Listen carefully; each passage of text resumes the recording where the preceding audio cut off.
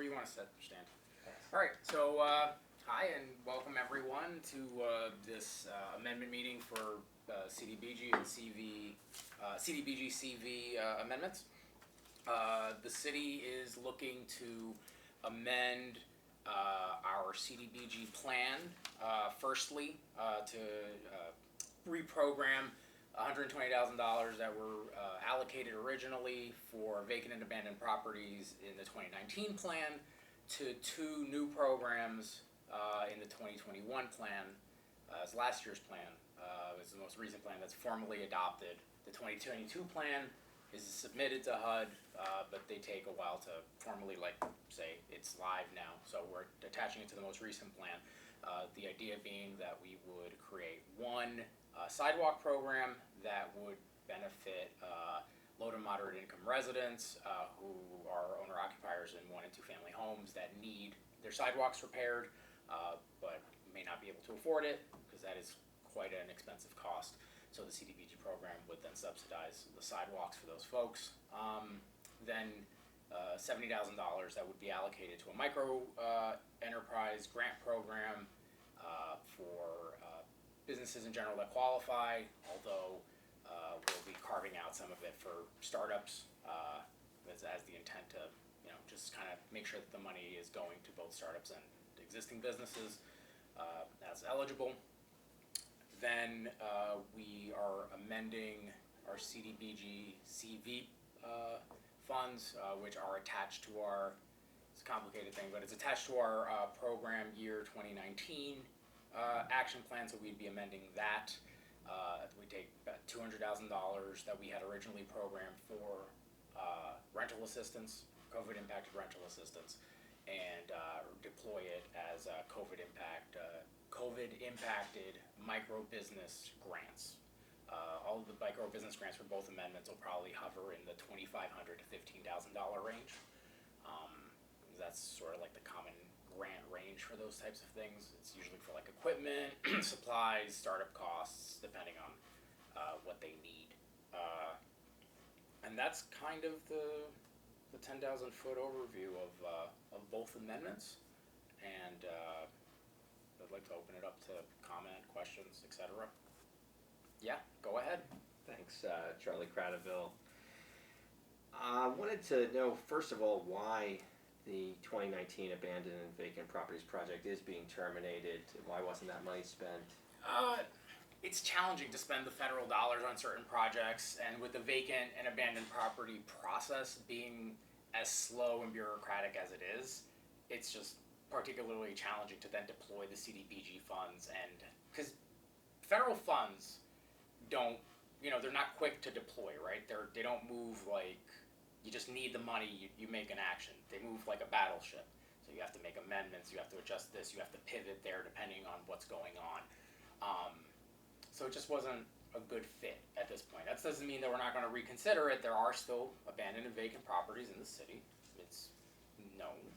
I don't know necessarily that we need those funds, nor do I know that $120,000 is enough to make a dent in the existing status of them. Even acquiring them is borderline impossible at $120,000,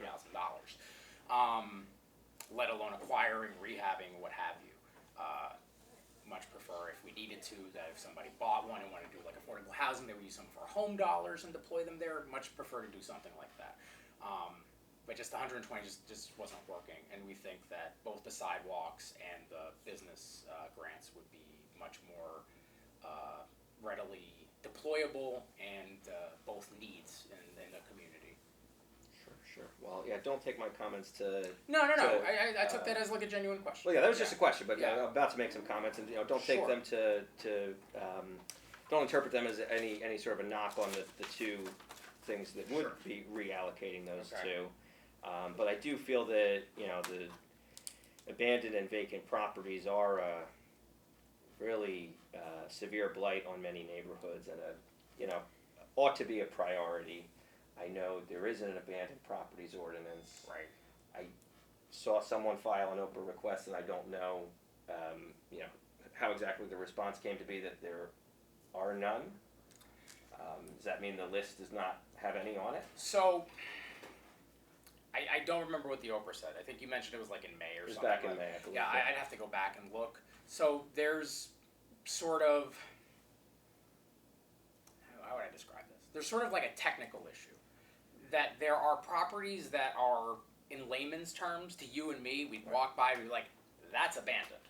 That doesn't mean that house is legally abandoned. Right. That is a multi-step process that involves the courts. It involves a determination by the construction official or a representative thereof saying this property is, uninhabitable, it needs significant investment in terms of dollars, and the property hasn't been worked on in X number of time, they're back on their taxes, and then the city would have to go and put some kind of, I think the term is a lis pendens in the court system on it, and say, this property is abandoned, and we are ready or willing to take action on it.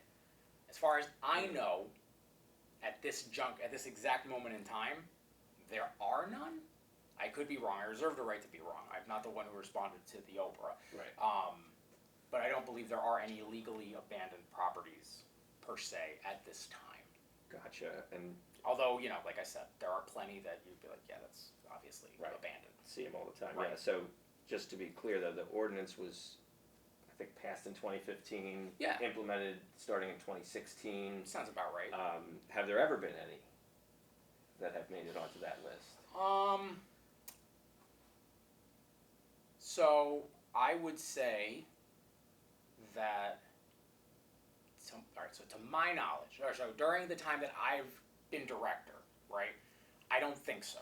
Before that, during the couple of years that I was here, that Glenn was director, I do believe that maybe a few were. I think 69 Handy Street was, and I know we took possession on it, and we conveyed it to CAPC, who is just wrapping up the fix. They're wrapping up the rehab of the building, if they haven't already. I think the building is up for sale now, but I may be mistaken on that front. That one sticks out in my mind in particular because I know we took possession and transferred. I don't know if any other ones made it across the line to that designation. Okay.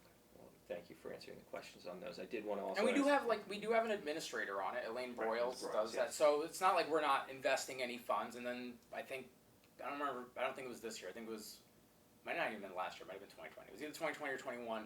We ratcheted up the registration fees on the vacant properties to make it more painful to incentivize the property owners to either fix them or sell them to somebody who will. Because we don't want that money.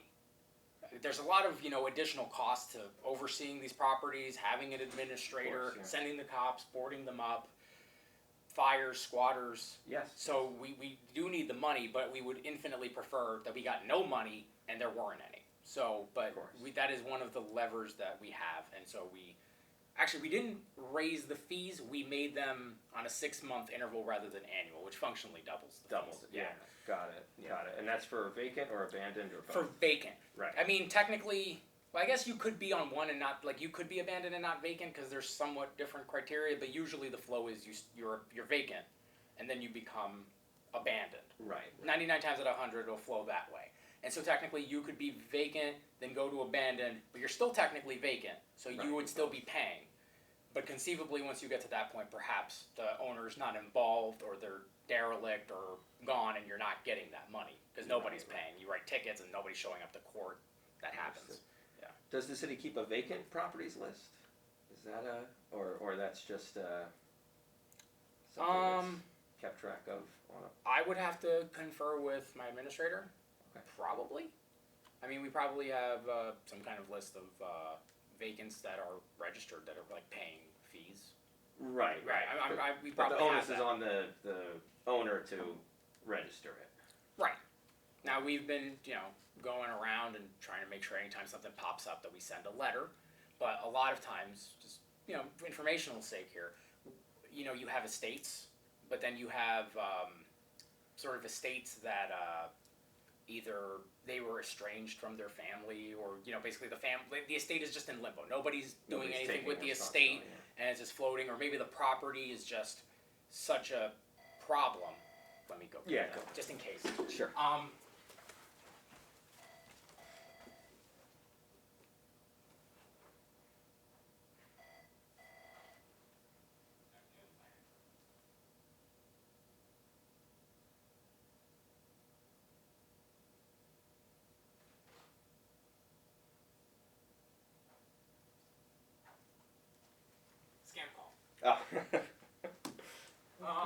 were saying. Yes, so, what'll happen sometimes is, the property is just so, they know that if they pick it up, huge liability, either from the condition it's in, oil tanks, what have you, and they're just like, nope, it's not worth touching it. So that happens a lot. Fires, obviously, happen a lot. Those seem to be the big ones. So anytime there's a fire or anything like that, we send them a letter like saying, hey, please register within 30 days, 60 days, whatever it is, to make sure that we have it active and on some kind of, that we know of it, that they know we know, right, and that they're paying in. So. Okay. Thanks for explaining that. Yeah. And so, on the allocation going to sidewalk repair, I'm curious how much of a dent you think you can make in the sidewalk issues. $50,000. What's the average repairs? 10. It varies depending on what the need is. Right, so if you need to redo your whole sidewalk in front of a normal size, let's say lot frontage, it will probably hover between 6 to 10. Got it. But what we see is often, the sidewalk is in like squares, right? Yes. So it's maybe 5 foot by 5 foot squares or some similar dimension depending on when it was built or whatever.